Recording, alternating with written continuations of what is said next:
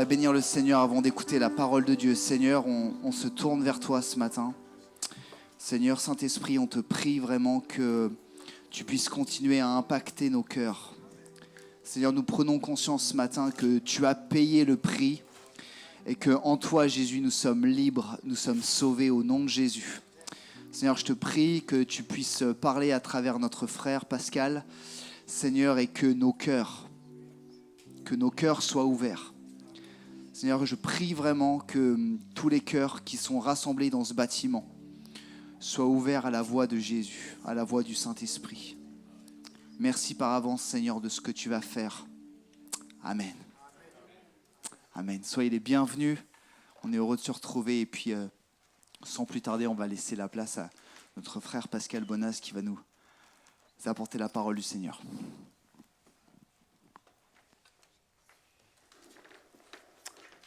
Est-ce que vous m'entendez bien ? Ah oui, c'est miraculeux, ça marche. Bonjour à tous et à toutes. On est très heureux avec Fabienne d'être avec vous ce matin. Je trouve presque dommage qu'on arrête la louange maintenant. Je ne sais pas où vous étiez, mais moi j'étais très haut. Amen. Vous permettez, je vais dire, je ne pensais pas commencer comme ça, mais il y a quelque chose dans l'atmosphère que je ressens ce matin ici.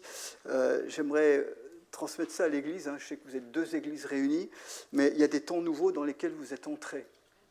C'est vraiment, je ne peux pas vous définir pourquoi je ressens ça, mais dans l'esprit, mais ce n'est pas des temps nouveaux qui sont devant vous, c'est des temps dans lesquels vous êtes entrés. Et préparez-vous parce que les rôles et les fonctions vont changer. Nouvelle saison, qui dit nouvelle saison, dit nouvel engagement, des nouvelles perspectives devant vous, mais ça oblige le peuple de Dieu à bouger. Il y en a qui sont sur ma droite, vous n'êtes pas oubliés, rassurez-vous. Vraiment, je vous dis ça très spontanément, mais je sentais une atmosphère nouvelle. Alors, je ne me souviens plus comment c'était l'année dernière, je suis venu 2-3 fois déjà ici, mais des temps nouveaux. Et ça veut dire que quand les temps sont nouveaux, il y a des choses qui... on n'est pas seulement spectateur à dire « Ah bah tiens Seigneur, qu'est-ce qui va se passer la semaine prochaine ou le mois prochain ou comment tu vas faire ?» On fait avec lui. Amen. On fait sous sa direction, mais on est co-acteur, collaborateur avec lui. Et préparez-vous parce que vous allez être sollicité. Dieu va vous solliciter. Alors ça passera peut-être par vos pasteurs et vos responsables, et puis à commencer par eux d'ailleurs, qu'il y a des choses qui doivent bouger même dans les fonctions et dans la façon dont vous concevez l'Église et dont vous marchez en Église. Alors, je ne décline pas la suite, mais simplement, je vous laisse ça en introduction. Et avant d'aller dans le vif du sujet, il y a un PowerPoint qui va arriver. Je voudrais vous poser une question. Qui a prié pour la France ce matin ? Amen. Quelques-uns. Vous savez quand même qu'il y a des élections. Peut-être votre maire est déjà en place chez vous, donc il n'y a plus de problème, mais il y en a quand même quelques-uns d'importants à élire aujourd'hui. Et je voudrais qu'on commence par la prière ensemble. Je voudrais vous inviter à ce que, vous savez, vous écoutez aussi les nouvelles. On n'a pas les oreilles ou les yeux collés aux médias, parce que sinon on déprime. Mais quand même, c'est important de savoir ce qui se passe. Et on est impliqués, nous, l'Église, directement dans ce qui se passe autour de nous. J'aimerais qu'on prie pour notre pays ce matin. On ne va pas prendre 2 heures, mais j'aimerais qu'on se lève, qu'on se mette par 3-4, ou ceux qui restent assis, il n'y a pas de problème, qu'on se mette par 3-4, mais qu'on prenne quelques instants pour prier pour ces élections, pour prier pour ceux qui vont être élus. Alors, ce n'est pas des... mais on sait, c'est des élections de proximité, peut-être je vous invite à prier pour votre maire, ou pour votre futur maire et conseil municipal. Voilà, on prie quelques instants tous ensemble, parce qu'on veut bénir notre nation. On bénit notre pays ce matin. Partout, il y a des gens qui se lèvent partout, il y a encore des personnes à élire, des maires, des conseils municipaux. On prie pour que la volonté de Dieu soit accomplie sur notre nation. Au nom de Jésus-Christ. Au nom de Jésus-Christ. Amen. Restez en place. Restez en place. Le monde est un tout petit peu plus grand que la France. Vous êtes au courant. Est-ce qu'on peut prier quelques instants pour ces régions du Moyen-Orient qui sont actuellement submergées par des bombes? Il y a des civils qui meurent en pagaille. Est-ce qu'on peut prier pour la paix? Et que Dieu conduise Prions ensemble. On veut prier, tu es le Dieu des nations. Tu es le Dieu qui règne. Seigneur, tu agis dans les chefs d'État. Tu agis dans les nations. Et on veut prier que ta paix vienne. Et que tes plans s'accomplissent, Père. Que tes plans se réalisent sur notre pays, mais aussi sur l'ensemble des nations, sur Israël, sur l'ensemble du Moyen-Orient, au nom de Jésus-Christ. Sur l'Iran, Seigneur. Et on prie pour tous nos frères et sœurs qui sont dans ces nations, très souvent opprimés, persécutés. Garde-les, fais-les lever comme la lumière, Seigneur. Au nom de Jésus. C'est pas pour rien que je commence de cette manière-là, parce que je crois que l'Église, on doit vraiment comprendre qu'on a une implication dans le monde où on est. Est-ce qu'on peut afficher le diaporama, s'il vous plaît? Voilà. Et donc, ma thématique ce matin, c'est regard sur les temps actuels. Je vais vous conduire dans le livre de Daniel pour comprendre que Dieu a non seulement un regard sur les nations, mais Dieu a une maîtrise absolue du calendrier qui se passe dans notre monde. Et je pense qu'on a besoin de se rappeler ça. Hein, l'apôtre Paul, je vous rappelle qu'en tant qu'être humain, nous sommes les seuls êtres créés par Dieu, hein, qui avons à la fois un regard sur le matériel, le terrestre, mais qui avons aussi une prise sur l'invisible et sur le monde qui nous entoure. Et Paul dit bien, on connaît ce texte dans Éphésiens 6, hein, où il dit, on n'a pas lutté contre la chair et le sang, mais on a lutté contre des autorités, des puissances.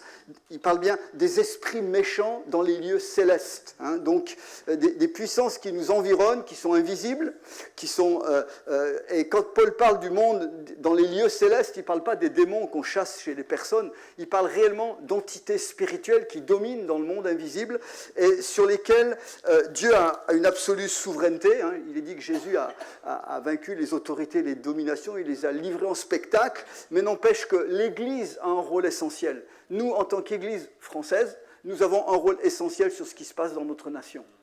Peut-être on ne l'appréhende pas toujours concrètement, parce que je pense que l'une des raisons, c'est qu'on est dans un monde qui est devenu extrêmement individualiste. Donc on pense d'abord, quand on prie et quand on se présente à Dieu, on pense d'abord à notre adoration, à notre action de grâce, à nos besoins, à nos requêtes, à nos prières. Mais Dieu veut nous rappeler qu'on est aussi un peuple. Et qu'on est au milieu d'une nation de 8 millions d'habitants ou 7 millions d'habitants, etc. Et il y a un peuple particulier, prophétique, qui est là, c'est nous, c'est le peuple de Dieu, et on a un rôle, même si le calendrier de Dieu est tout à fait ordonné, il y a des temps qu'il a fixés, la Bible nous le dit, mais nous avons un rôle dans ces choses-là. Et pourquoi je parle de ça ce matin? Parce qu'on est donc dans un temps où ça bouge beaucoup autour de nous, ça bouge à l'intérieur, ça bouge dans les nations.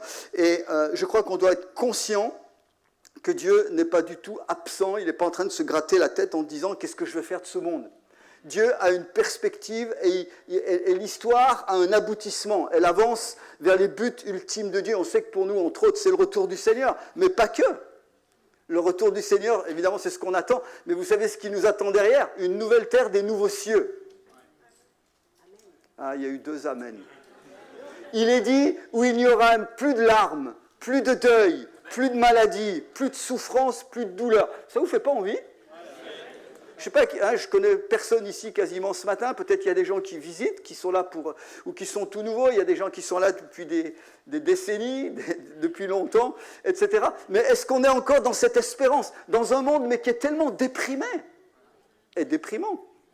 Si on s'accroche aux nouvelles du monde, il n'y a pas beaucoup d'espérance. Et nous sommes porteurs d'espérance.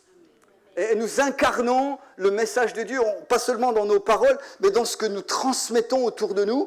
Hein, alors je dirais que quand on est réunis comme ça le dimanche matin, c'est un peu facile, ça devrait exploser de joie, exploser d'espérance, même si parfois nos chemins sont compliqués, hein, puis on l'a chanté des fois au milieu des douleurs. Mais dans toutes ces choses-là, on veut rester fixé sur ce que Dieu nous dit et sur les choses que Dieu a promises. Amen. Et donc, Dieu est je vais essayer de faire avancer... Est-ce que ça marche? Non. Je ne suis peut-être pas appuyé sur le bon bouton. Est-ce que vous pouvez m'avancer le truc? Pourtant, c'est sur... Ah non, c'est sur off. Exact. Voilà, ça avance. Oh, pardon. Dieu, donc, est impliqué...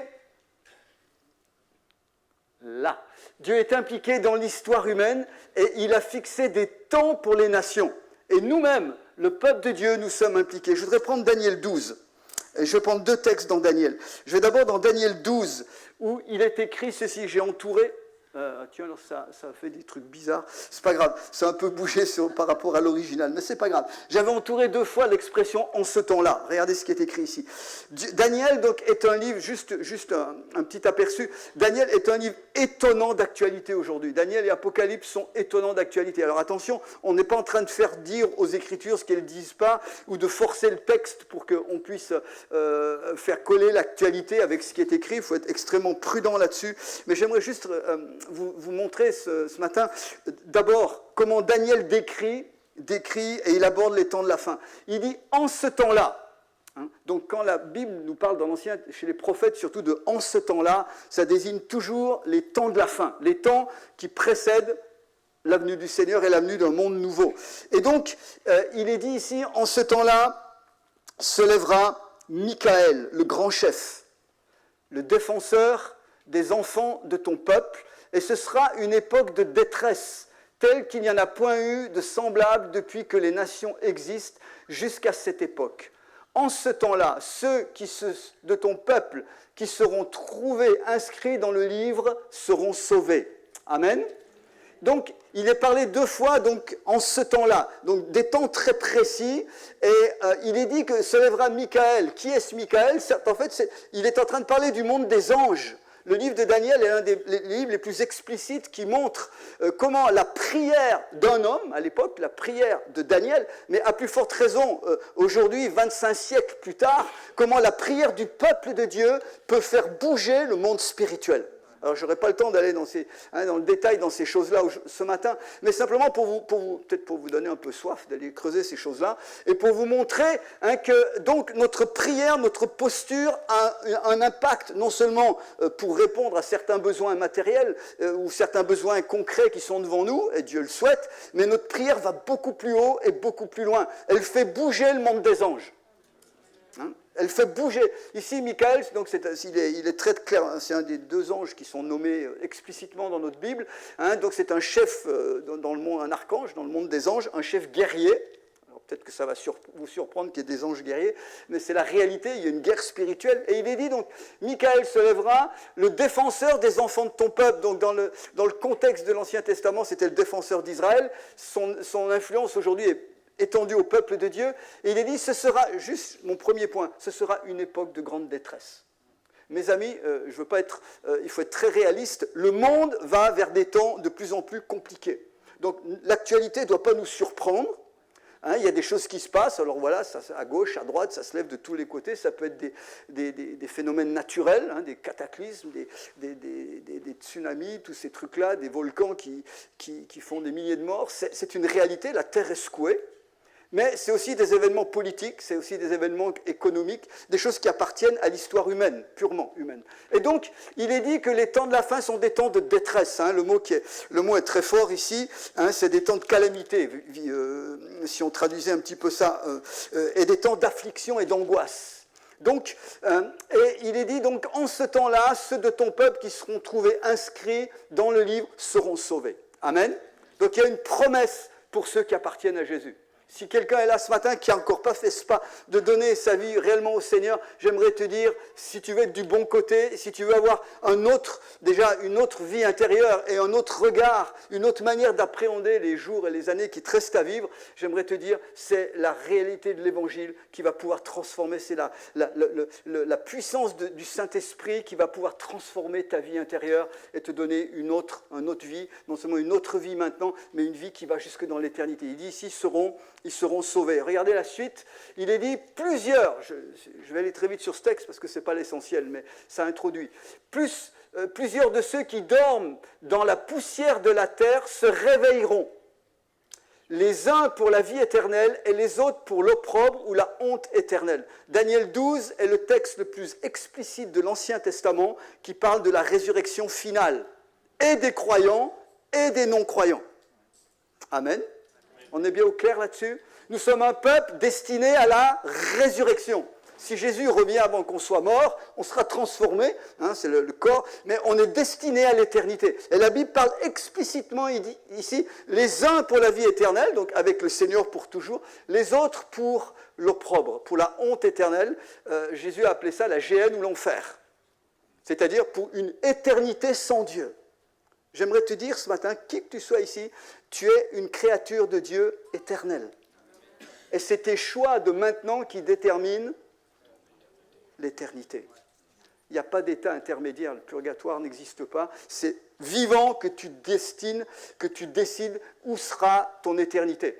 Et il est dit, ceux qui auront été clairvoyants brilleront comme la splendeur du ciel, et ceux qui auront enseigné la justice à la multitude brilleront comme les étoiles à toujours et à perpétuité. Nous sommes appelés, frères et sœurs bien-aimés, dans ce temps à être réellement clairvoyants, c'est-à-dire à voir clair. Je ne vous dis pas d'aller voir des voyants, je vous dis que c'est nous-mêmes qui devons être extrêmement clairvoyants et capables d'enseigner la justice à des gens autour de nous qui sont perdus, qui vont à gauche, à droite, qui cherchent désespérément les réponses profondes et véritables à leurs questionnements. Est-ce que ça va jusqu'ici ? Ça décrit les temps dans lesquels on avance. Je vous dis cela parce qu'on est réellement l'Église. Hein, on est là au milieu de ce monde. Quel esprit régnons-nous ? Hein, on sait très bien que sur notre nation, etc., il y a toutes sortes de courants de pensée, il y a toutes sortes de choses qui sont très bien modelées par les médias, très bien ficelées, façonnées pour nous entraîner dans telle manière de penser, dans tel courant, dans telle conception, etc. Est-ce que nous, l'Église, on sait se positionner en fonction de ce que dit la Bible ? En particulier ici, hein, vous avez une allusion très claire dans le premier verset qu'on a lu, sur lequel je reviens. Hein, Michael se lèvera pour défendre les enfants de ton peuple. C'est-à-dire que derrière tout ça, j'aimerais le dire, dans le calendrier divin, il y a une part particulière pour Israël qu'on ne peut pas négliger.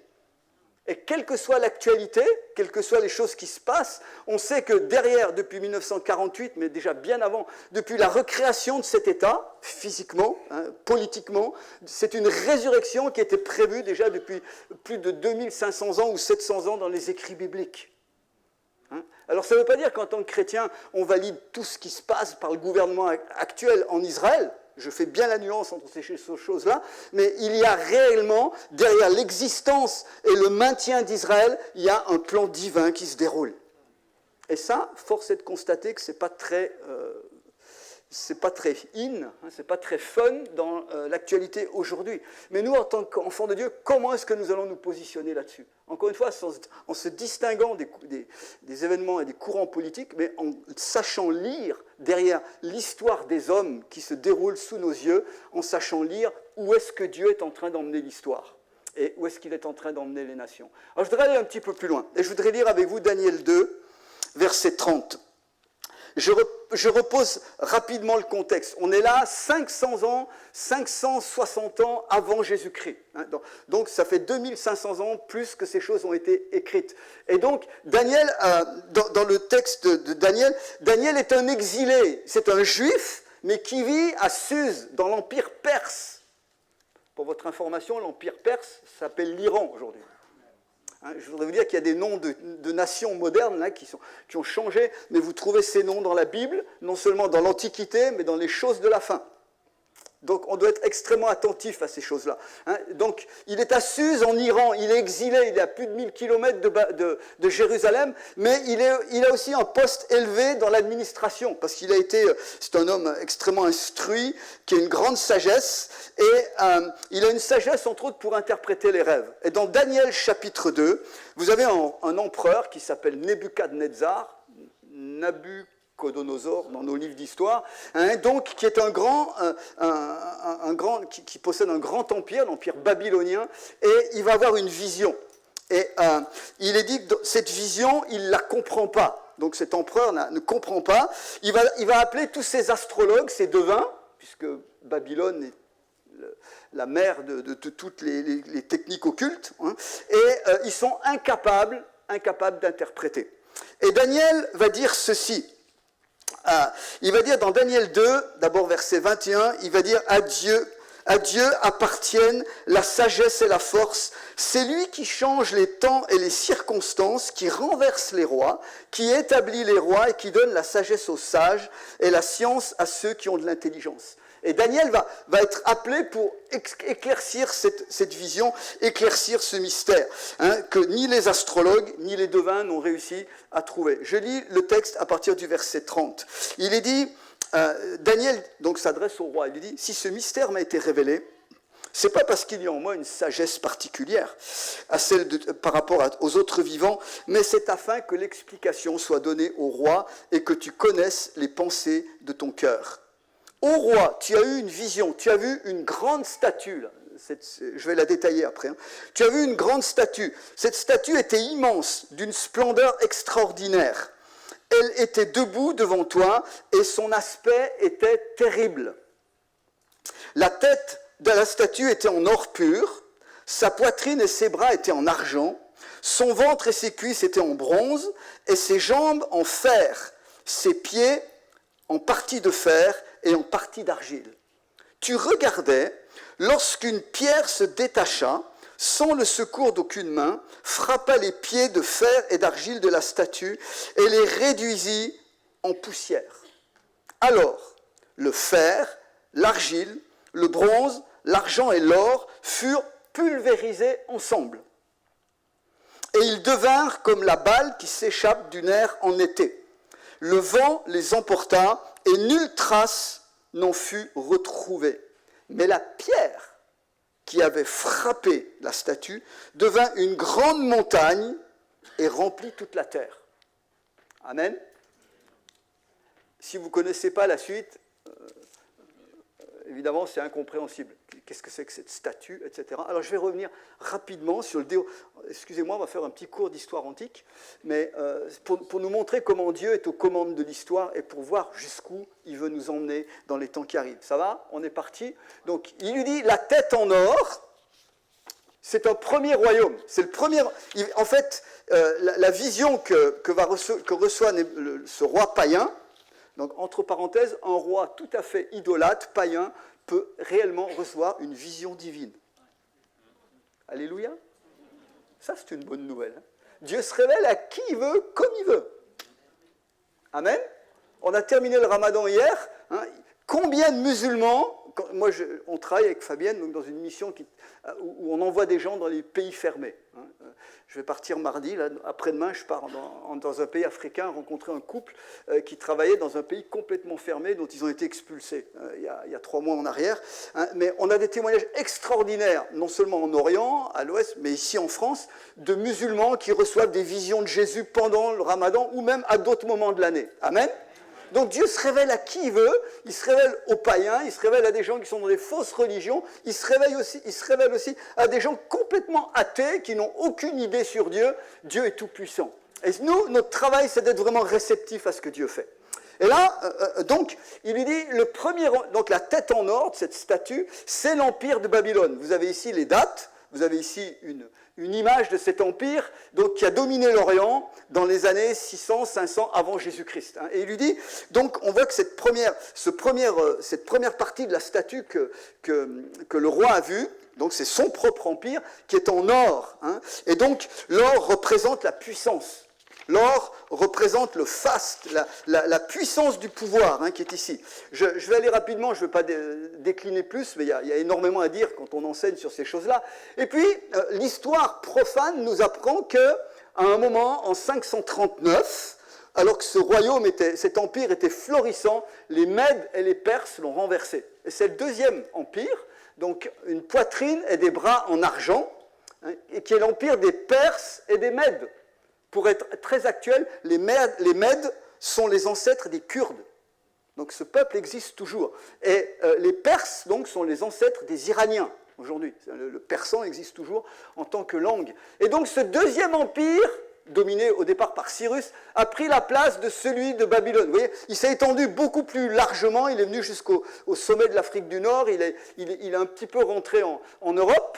Et donc, il représente l'argent qui était une poitrine en argent, des bras en argent, qui représente la richesse. C'était un royaume qui a autant le premier était beaucoup fondé sur le pouvoir, sur la force. Celui-là, il est basé, il a comme valorisation l'argent beaucoup, la richesse, avec un pouvoir politique fort. Et puis l'histoire profane nous dit que en 330, vers les années 330, un certain Alexandre le Grand s'est levé en Macédoine et il représente le troisième empire en bronze. Vous voyez que chaque fois la qualité du métal est moins brillante, elle est moins fastueuse. On passe de l'or à l'argent au bronze. Ici donc, et le troisième empire, c'est la Grèce qui a régné. Regardez l'empire d'Alexandre le Grand, il était jusqu'en Inde.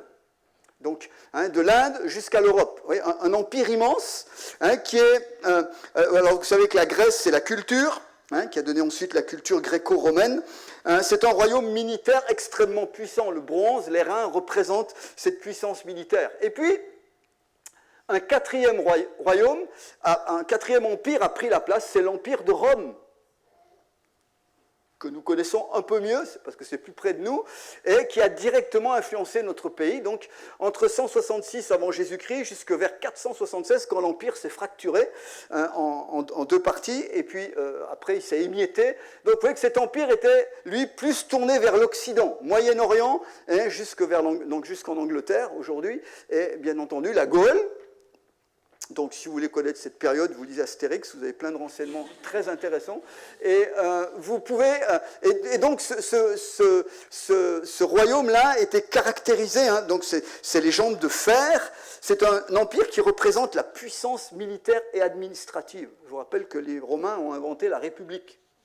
Même si c'était un empereur qui dirigeait, ça ne les gênait pas. Mais ils ont inventé ces choses-là pour donner une autre forme de gouvernement. Donc on voit toute une évolution. Et puis, vous avez remarqué qu'il est question d'un... Donc là, on est aux jambes de fer. Et puis, il est question d'un cinquième, d'une émanation du quatrième royaume. Il est dit que les jambes étaient de fer, puis les pieds étaient un mélange de fer et d'argile. C'est-à-dire de terre et de métal, des choses qui ne se mélangent pas. Ça nous parle d'alliances humaines, mais qui ne sont absolument pas solides, et donc des pieds en argile et en fer. Et Daniel insiste, vous avez tout un parallèle à Daniel 2, qui est Daniel 7. Vous avez l'image de ces royaumes qui se succèdent, mais sous la forme d'animaux.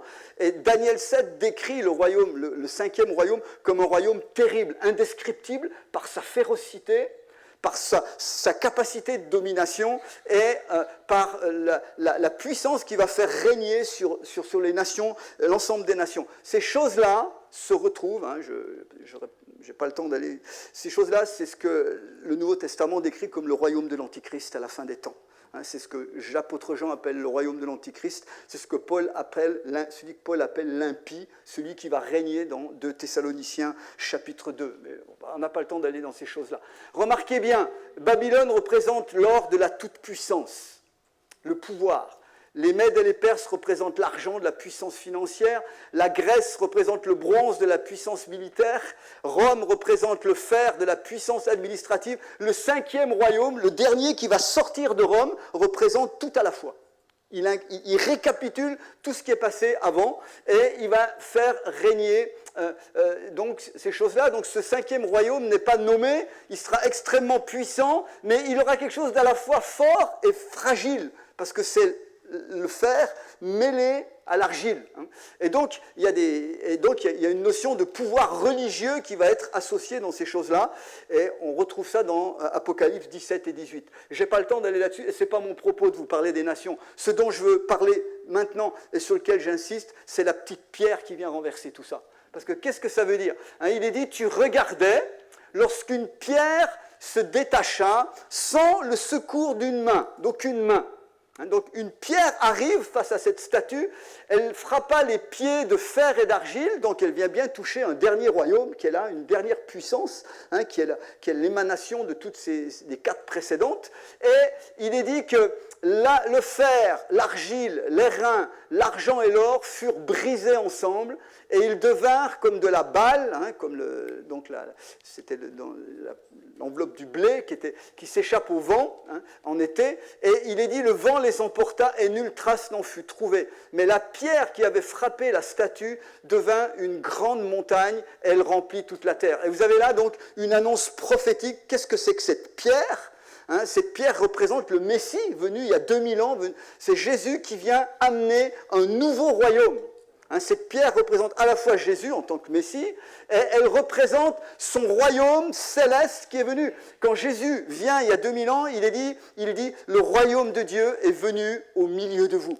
Il est venu comme d'abord une petite pierre insignifiante, mais le texte nous dit que cette pierre va prendre de l'ampleur, elle devient comme une montagne et elle renverse les royaumes humains. C'est-à-dire que c'est l'agenda de Dieu qui se déroule. Et depuis 2000 ans, depuis la mort, la venue, la mort, la résurrection, l'élévation de Jésus, une dernière page d'histoire est en train de se dérouler. Jean, quand il écrit, l'apôtre Jean, quand il écrit dans ses lettres, il dit « Petits enfants, c'est la dernière heure ». Vous allez me dire, l'heure est longue.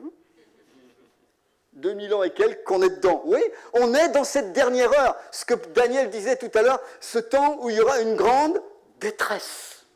Où la société humaine va complètement faire naufrage et où le royaume va s'étendre. Ça veut dire qu'au fur et à mesure, j'aimerais nous encourager dans ce sens-là, au fur et à mesure où ce royaume, ce dernier royaume qui récapitule les 4 précédents, s'étend, et c'est ce qu'on voit aujourd'hui, je n'ai pas besoin de vous faire un grand dessin avec la mondialisation et tout ce qui se passe maintenant avec l'IA, il y a toute une ramification qui maintient et qui cherche, et qui va de plus en plus chercher à maintenir l'humanité dans une pensée unique, dans une façon de vivre unique, et tout ce qui sort des clous va être éliminé. Et nous, chrétiens, on est où là-dedans? Amen. Et c'est là où est la puissance de notre témoignage, la réalité du royaume de Dieu d'abord dans nos cœurs. Jésus a bien dit, le royaume, quand les disciples ont dit, mais est-ce que le royaume de Dieu va venir bientôt? Il a dit, le royaume de Dieu dans un premier temps ne vient pas de manière à frapper les regards. Mais il est dans vos cœurs depuis 2000 ans. Le royaume est d'abord dans le cœur des croyants transformés, et ce royaume s'étend. Alléluia. Nous, on travaille, je le disais, on travaille avec une mission qui s'appelle Frontiers, qui va dans les pays fermés. Mais alors, juste un témoignage. Jusqu'il y a 5 ans, il n'y avait aucune percée possible en Arabie Saoudite. Et on a depuis 5-6 ans des ouvriers chrétiens qui sont dans ce pays. Alors évidemment, ils ne sont pas là avec une étiquette missionnaire chrétien. Ils sont très discrets, ils ont un travail, etc. Mais il y a un boulot énorme qui se passe et des conversions grâce à Internet. Et grâce aux disciples qui sont là, qui font des disciples, dans un pays comme l'Arabie Saoudite, qui était exclusivement fermé jusqu'à quelques années. Les seuls chrétiens qu'on connaissait en Arabie Saoudite, c'était des gens qui venaient du Sri Lanka, ou des Philippins, ou des gens comme ça, qui venaient au service des émirs, qui venaient faire du gardiennage d'enfants, ou des choses comme ça. Et c'était donc les seuls témoins chrétiens qui arrivaient à rentrer très discrètement. Mais aujourd'hui, il y a un travail de grande envergure dans un pays comme celui-là. L'Iran, dont on parle beaucoup dans l'actualité, vous savez qu'il y a plus d'1 million de chrétiens souterrains. C'est pour ça que c'est important de prier pour un pays comme ça. Parce qu'il y a tous les civils, je crois qu'il y a 90 millions d'habitants, une chose comme ça. Mais on a une quantité de frères et sœurs qui souffrent déjà de persécution et qui, par-dessus tout, prennent des bombes sur le crâne. On est en communion avec eux. Amen. On est là pour que le royaume de Dieu grandisse aussi là-bas. Et pour appuyer cela, j'ai encore un peu de temps, la Bible nous montre clairement comme cette pierre qui vient renverser il est dit qu'il est venu de nulle part, dans le secours d'aucune main, donc c'est Dieu qui amène ça. La venue du royaume de Dieu ne s'inscrit pas comme l'aboutissement d'une progression de l'humanité, mais elle fera suite à un effondrement général des sociétés humaines. Voyez-vous, le progrès technique, nous occidentaux, nous français ici, 2 siècles et demi depuis la Révolution, le progrès technique, la technologie, une économie brillante, etc., on nous a mis dans la tête, et puis on est les pères des droits de l'homme, donc on nous a mis dans la tête, et on a cru sincèrement, nos philosophes humanistes étaient très sincères en pensant qu'on va améliorer la société humaine avec la démocratie, avec le progrès technique, avec la prospérité économique, etc. Donc on ne parle plus que de ça. Mais le résultat, c'est qu'on est dans des sociétés qui sont décadentes. Nos gouvernements, nos assemblées nationales et autres valident des lois complètement anti-bibliques, forcément, et qui mènent le peuple à la ruine. Est-ce qu'on est conscient de ça? Et à la fois, nous, chrétiens, nous avons bien les pieds sur terre, on vit ici, on vit dans ce monde, on travaille, etc. On paye nos factures, les impôts ne nous oublient pas. Mais on a les yeux dans le ciel. On a le regard ailleurs. Hein, on a d'abord le désir que ce royaume grandisse, hein, que ce royaume s'étende, le royaume de Dieu, pour que, quand Jésus va revenir, il nous trouve là, vaillants, en train de travailler pour lui, mais on n'a pas d'illusion. Je ne sais pas comment vous vivez matériellement, où sont vos ambitions, où sont vos intérêts, mais on n'a aucun espoir dans ce monde-là. Parce qu'on arrive nu et on repart tout aussi nu. Enfin, on repart habillé dans son cercueil, mais ça va guère plus loin. Allô ? Où est notre vie ? Où est notre cœur ? En quoi on investit dans ces temps actuels ? Alors que le monde court dans de la folie, qui nous prennent notre temps, qui nous bouffent parfois nos finances, nos centres d'intérêt, etc. Et donc, l'humanité, malheureusement, est en train de dégringoler. Et je dis ça avec beaucoup de tristesse. Notre société s'effondre, mais c'est l'opportunité. Les seuls, aujourd'hui, dans ce monde actuel, qui ont un message d'espérance, c'est nous. C'est l'Église. Parce qu'on donne aux gens non seulement une espérance pour maintenant, c'est-à-dire que s'ils sont dans leurs addictions, s'ils sont dans des problèmes de famille, s'ils sont dans des problèmes personnels, etc., dans de la maladie, Dieu a la réponse. Et on leur offre une espérance pour l'éternité. Une vie meilleure maintenant. Ah, ça ne sera pas forcément une vie de tout repos, on est conscient. Les chrétiens, on est dans des combats. Hein, comme je le disais, les impôts ne vous oublient pas à la fin du mois, à la fin de l'année, parce que vous êtes chrétien. On est comme les autres. On a des difficultés dans la vie, on a des choses, hein, les feux rouges et les feux verts, comme tout le monde. Mais on a une motivation qui va au-delà de ces choses-là. Et voyez-vous, c'est là où on doit regarder. J'ai cité ici Jean-Marc Taubois, pour ceux qui ont connu, qui est décédé il y a du Covid. Il disait, en parlant de la fin des temps, il disait « Les sages d'Israël disent ceci. La marque du dernier empire, c'est qu'il n'aura aucun idéal, aucune vision, si ce n'est celle du présent. De jouir de la puissance et de la force qui aura été la sienne. Il séduira les hommes pour qu'ils ne se souviennent plus du passé, ne se soucient plus de l'avenir, et il n'est qu'une seule préoccupation, jouir par tous les moyens du présent. » On est vraiment dans cette société. Jean-Marc Taubois disait ça il y a une quinzaine d'années dans un de ses messages qui était très prophétique sur la fin des temps. Et c'est la réalité du monde dans lequel on est aujourd'hui. C'est jouir du présent. C'est profiter au max, parce qu'en fait, comme on n'a pas d'avenir, comme on n'a pas de lendemain, la seule chose bonne à faire, c'est au moins, avant de crever, hein, c'est de jouir de ce qu'on a aujourd'hui. Enfin, excusez-moi, je suis un peu cru. Et donc, est-ce que nous avons une autre perspective ? Et est-ce que nous sommes d'accord pour amener cette perspective dans ce monde ? Non seulement par notre témoignage verbal, mais de l'incarner par notre vie, dans nos villages, etc. C'est pour ça que c'est important de prier pour nos mairies. Parce qu'on peut être dans des mairies, moi je suis dans une mairie, je vis dans un bled de 400 habitants, mais notre commune c'est 8000. Et quand on est arrivé là il y a 4 ans, il y a 3 ans, je me suis inscrit au Resto du Cœur.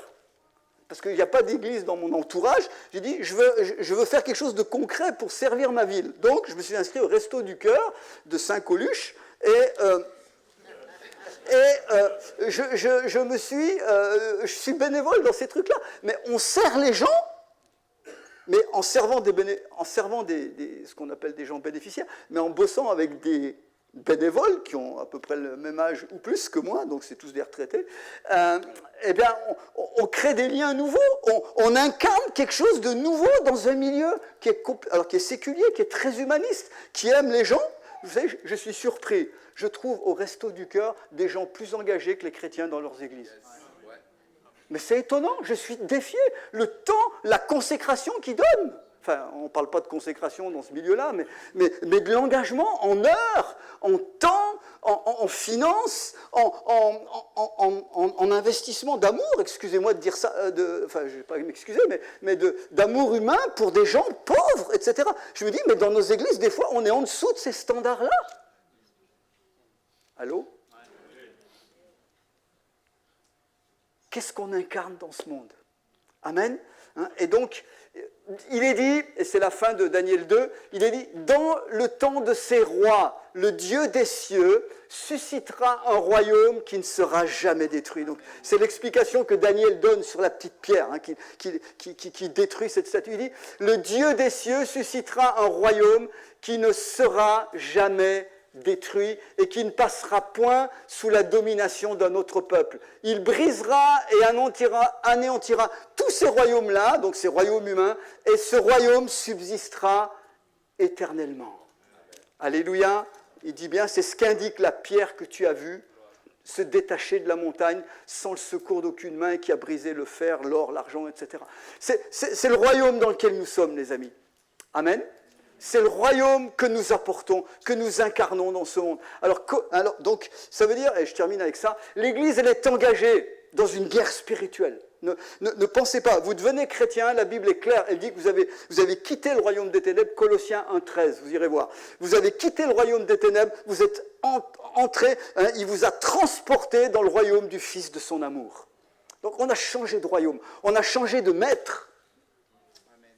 Mais je me rends compte que parfois l'ancien maître a gardé des droits dans notre nouvelle vie. Et c'est là où il faut nettoyer. C'est là où il faut couper ces choses-là. Et radicalement, on a chanté tout à l'heure, je ne sais pas si on pourrait rechanter en fin de culte, là, ce chant « Non ma volonté, mais ta volonté ». On a chanté ça tout à l'heure. « Non ma volonté, mais ta volonté ». Amen. Et c'est là où des fois ça coûte cher de vouloir incarner ce royaume, mais on est dans ces choses-là, mes amis. Vous ne pouvez pas être chrétien et vous épargner de cette guerre spirituelle, mais on sait que le vainqueur est déjà venu. Amen. On sait que la vie, on ne combat pas pour remporter une victoire, elle est remportée.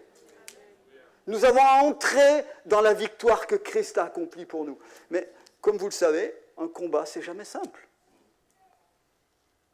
C'est jamais simple. Et dans un combat, il y a des pertes. Et on perd des choses, mais on gagne des choses éternelles. Et j'aimerais encourager l'Église ce matin, et nous encourager personnellement, à réellement être impliqués dans ce royaume que Dieu est venu inaugurer il y a 2000 ans en Jésus, qu'il a déposé en nous, et pour lequel on est fait pour l'éternité. Amen. Et c'est possible de redemander aux chantres de revenir ? C'est possible, tout est possible. Vraiment, frère, est-ce que vous pourriez nous reprendre ce chant ? Est-ce qu'on peut prier pendant qu'il se prépare ? Je voudrais simplement qu'on prie quelques instants. Nous réalisons, j'aimerais interpeller ce matin, j'aimerais encore dire ceci, permettez-moi une chose, permettez-moi juste encore ceci. L'une des armes du diable, de toute la Bible, de toute l'histoire humaine, c'est la peur. Et actuellement, cette peur, l'ennemi, par les circonstances, veut nous maintenir dans la peur. Peur de demain, peur de ne pas avoir assez d'argent, peur de ne pas avoir de gasoil, peur de ce que vous voulez. Hein. Mais c'est une arme terrible, parce que quand les gens sont dans la peur, on les manipule comme on veut. On leur fait croire ce qu'on veut. Hein. Et donc, c'est à nous, réellement. Je vous rappelle que l'amour parfait bannit la crainte. Alléluia. Et donc, ce matin, j'aimerais m'adresser. Il y a des gens peut-être ici que, avant qu'on chante, est-ce qu'on peut prier ? Je voudrais que réellement votre cœur, malgré peut-être les difficultés que vous traversez, peut-être vous revenez, comme on dit, vous venez de loin. Peut-être que vous traversez des circonstances douloureuses. Vous êtes peut-être venu découragé ce matin, abattu, sans solution. Mais j'aimerais que quelques instants, vous puissiez lever les yeux vers Jésus ressuscité. Mort, ressuscité, et aujourd'hui élevé dans la gloire, qui vous regarde, qui a vaincu pour vous. Et que ce matin, vous puissiez dire simplement dans votre cœur, effectivement, je ne veux pas me laisser remplir ni gagner par la peur, mais je veux rester dans la foi. Le contraire de la peur, c'est la foi et c'est l'amour en Jésus. C'est une confiance totale que Dieu t'aime et qui va te donner le meilleur. Et je veux prier ce matin. Si certains d'entre nous sont tenaillés par la peur, par la crainte d'aujourd'hui ou de demain, par toutes sortes de craintes, peut-être depuis votre enfance, ou peut-être parce que vos circonstances de vie vous ont amené à trouver de l'opposition, à trouver des choses difficiles, mais dans toutes ces choses, Dieu a une solution. À celui qui peut faire, par la puissance qui agit en nous, infiniment au-delà de tout ce que nous pensons ou demandons. À lui soit la gloire. Est-ce qu'on peut prier, élever nos voix quelques instants ensemble? Nous voulons proclamer ensemble que dans un monde qui est tellement bouleversé, qui est tellement massacré, nous voulons être le peuple de l'espérance, un peuple réellement prophétique, qui démontre les vertus de Dieu, qui démontre la réalité du royaume de Dieu. Alléluia. Alléluia. Permettez-moi encore quelques instants avant qu'on chante.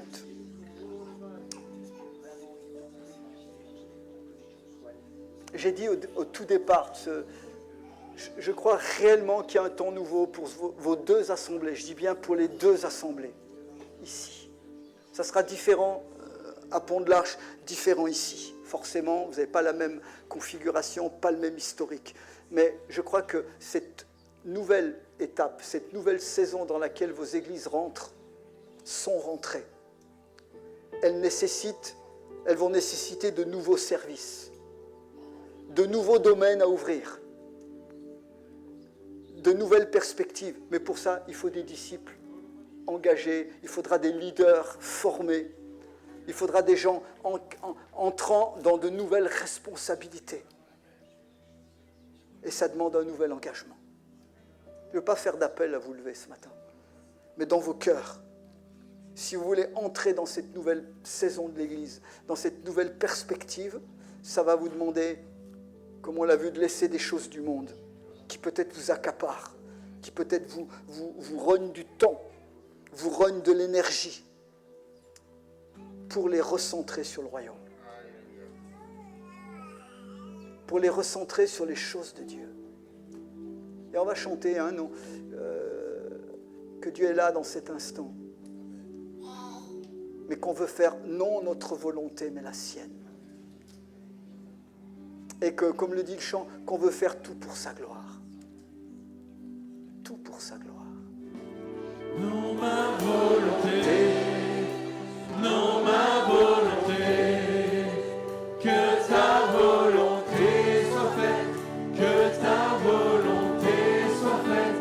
Non ma volonté, non ma volonté, que ta volonté soit faite, que ta volonté soit faite. Si tu sens qu'il y a, je le répète, je crois qu'il y a un appel pour plusieurs à entrer dans des choses de Dieu nouvelles, à sortir peut-être de votre je ne parle pas du tout de confort, mais d'une certaine habitude de vie, d'une certaine peut-être habitude même de responsabilité, d'une certaine façon de faire. Mais clairement, Dieu dit, mets devant toi, on a chanté, le chemin est tracé, il y a un chemin nouveau qui te demande une étape nouvelle, un engagement supplémentaire. Il y a peut-être des choses bonnes que tu as faites, il y a certainement pour certains des choses bonnes que tu as faites, mais Dieu va en mettre de meilleures devant toi qui te demandent de sortir du simplement bon pour entrer dans le meilleur. Et forcément, ça coûte. Mais le Seigneur te dit, regarde mes promesses. Regarde cette ère nouvelle. Pas seulement pour toi, mais pour l'assemblée, pour la ville où tu es, pour ce que c'est ton église, cette église représente. Ne regarde pas seulement à l'immédiat, mais regarde la perspective éternelle que Dieu a pour toi. Regarde comment Dieu veut faire avancer son royaume, comment cette pierre qui est venue renverser les statues humaines, comment cette pierre, elle est en train de grandir. Comment le royaume se développe jusqu'à ce que Jésus vienne le matérialiser complètement sur la terre d'une manière totale. alors que tu chantes non ma volonté mais la tienne, comme Jésus l'a dit à Gethsémane. Tu entres, tu vas un peu plus loin dans cette conformité à Christ, qui va aussi te permettre de porter des nouveaux fruits, avec une nouvelle saison. Seigneur, je veux te rendre gloire ce matin. Ce n'est pas seulement un moment d'émotion, de chant. Je crois que c'est réellement aussi un cap pour plusieurs parmi nous ici. Un cap dans lequel l'Église va franchir, que l'Église va franchir ensemble. Qu'elle franchit. Mais avec nos décisions à chacun, personnelles. Il y a des couples ici ce matin, Dieu vous appelle vraiment à une consécration nouvelle. Je ne sais pas ce que ça veut dire pour vous, mais vous le savez. Une consécration de temps. Il y a certains ici, je pense parmi les jeunes, ils vous appellent à vous former bibliquement, à aller plus loin dans votre fondation théologique, dans votre fondation, pour demain servir Dieu avec d'autres bases et porter d'autres fruits. Il y a des couples ici, ou des personnes, vous avez la cinquantaine, soixantaine, il y a une nouvelle étape devant vous. Vous avez peut-être servi, vous avez très certainement fidèlement servi Dieu, vous avez occupé peut-être telle ou telle place, mais permettez-moi de vous le dire, il y a encore une promotion de Dieu pour vous. Il y a quelque chose de... Ne pensez pas que vous êtes en train de doucement couler vers la retraite. Justement, Dieu va utiliser peut-être votre disponibilité plus grande pour des choses neuves, inédites, que vous n'avez pas faites, mais pour lesquelles il vous a préparé. Seigneur, je te remercie. Le peuple de Dieu, c'est un peuple multigénérationnel, multiculturel, avec toutes sortes de richesses des uns des autres. Et je veux terminer simplement en priant pour mes frères et sœurs ici, en priant pour l'église de Pont-de-l'Arche. Tu connais ses besoins, ce qu'elle traverse, que ta grâce se manifeste encore, Seigneur. Que mes frères et sœurs ici de cette église soient fortifiés, renouvelés, et que demain ils voient dans les temps qui viennent cette saison nouvelle qui se profile, avec des nouvelles perspectives, avec aussi des âmes converties nouvelles, avec des engagements nouveaux. Je prie ici pour Amfreville. Seigneur, il y a un potentiel que tu es en train de faire monter, que tu es en train de développer. Et je le dis vraiment ce matin, n'ayez pas peur. Tout sacrifice que Dieu demande, derrière, il y a une bénédiction nouvelle. On peut pas l'imaginer. Et ce que Dieu demande de mettre sur l'autel, ce n'est pas pour nous rendre malheureux, c'est pour nous dégager d'une attache, nous libérer et pour donner des fruits nouveaux demain. Et Père, je bénis cette église. Je me réjouis de ce que tu as préparé pour eux, ici, dans toute cette métropole rouennaise, au nom de Jésus-Christ. Et Seigneur, on veut avancer ensemble. On sait que les temps sont compliqués, mais Seigneur, on a une espérance vivante. On a en nous un royaume indestructible qui traverse l'éternité, qui traverse la mort. Seigneur Jésus, louange à toi. Et qui nous fera vivre pour toujours avec toi. On te bénit ce matin, quelles que soient les circonstances qui sont autour de nous. On est fidèle, on veut rester ferme dans tes promesses et dans ce que tu as promis pour nos vies. Amen.